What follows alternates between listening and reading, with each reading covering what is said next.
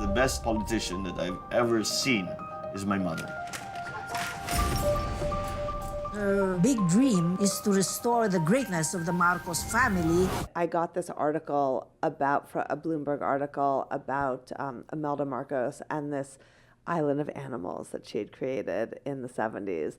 And I was blown away to read about it. She had depopulated an island of its indigenous population and brought in African animals. And I also learned that she'd gone back to the Philippines as a congresswoman. And that was so fascinating to me that I reached out to the reporter, and he introduced me to Mrs. Marcos and to the animal island kind of creators. It was just kind of a perfect storm, because she, in my work on wealth, she was kind of an iconic figure as this kind of symbol of material excess with the 3,000 pairs of shoes. But we moved on very quickly from the shoes, and that was kind of the entry point, and then it became a really interesting journey about power. She's a very welcoming person when you meet her. She's very generous and kind and charismatic. The fact that she was back and in power again, in Congress again, I think was a story she was interested in telling.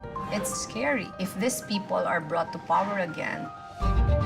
I was always criticized for being excessive, but that is mothering. I think it's a matriarchal family, and Imelda is a force of nature, and she wielded power in the Marcos regime. She was a very powerful and unusual first lady at that time, really going around the world as a diplomat.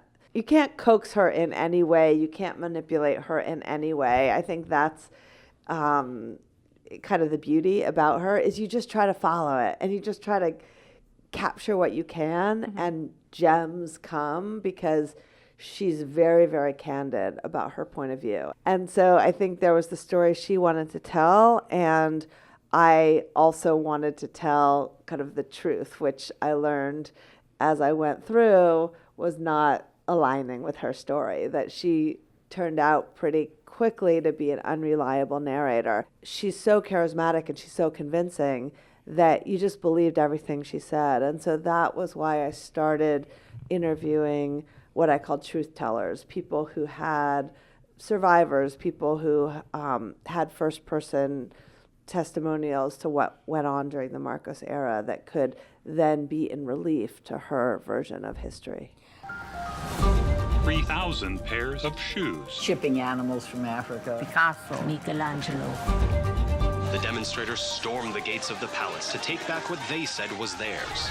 There was a big reception. I had to wear jewelry, and we were told, get into the helicopter. So I put diamonds in diapers. As the movie progresses, and as I progressed in this journey, I found out how very wealthy she was. There is one point where she says, I was penniless, I was homeless. According to Andy Bautista, who was head of the PCGG, they stole $5 to $10 billion, and $4 billion got repatriated by the Filipino government. But for the extra $6 billion, it was also in assets like paintings that appreciated with time. There's an amazing moment where the government comes and raids her apartments and her houses to take these priceless paintings because they're going after her assets, and they've sequestered a lot of her assets. And she delays them coming up into her apartment, and by the time they get there, the Picasso and the priceless paintings have been replaced with portraits of the Marcoses.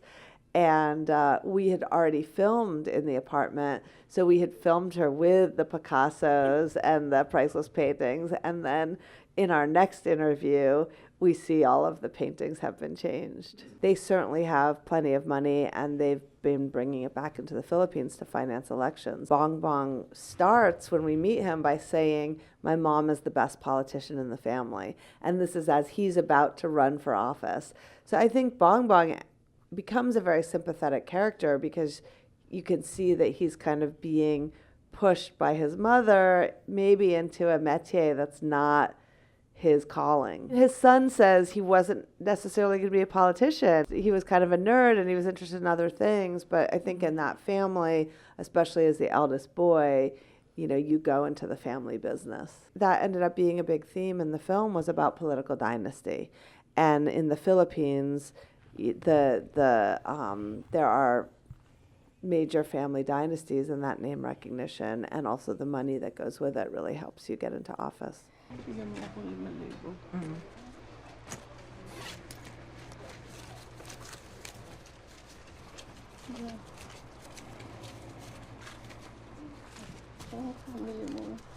Candy para sa mga bata.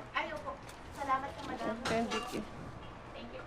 She's a complicated character, and I think when she talks about other dictators and how they were really nice people, like they were generous, they were kind, and she's talking about Saddam Hussein, Chairman Mao, Gaddafi, you know, you kind of, in a way, get Imelda a little bit too, because a lot of people are nice when you get to know them, but that doesn't mean that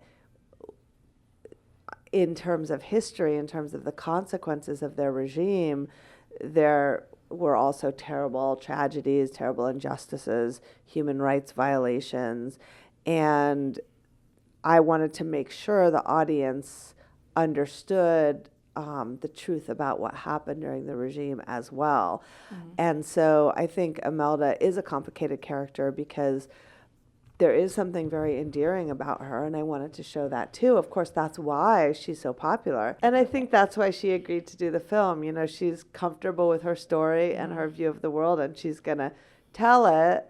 And then over the course of the 5 years that we made the film, I also saw how dangerous it was that, you know, we see the return of an authoritarian government. We see the return of a strong man. We see the atrocities under Duterte, and how history repeats itself if you don't remember it and teach it.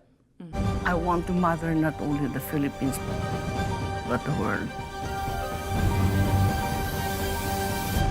Nobody can stop me.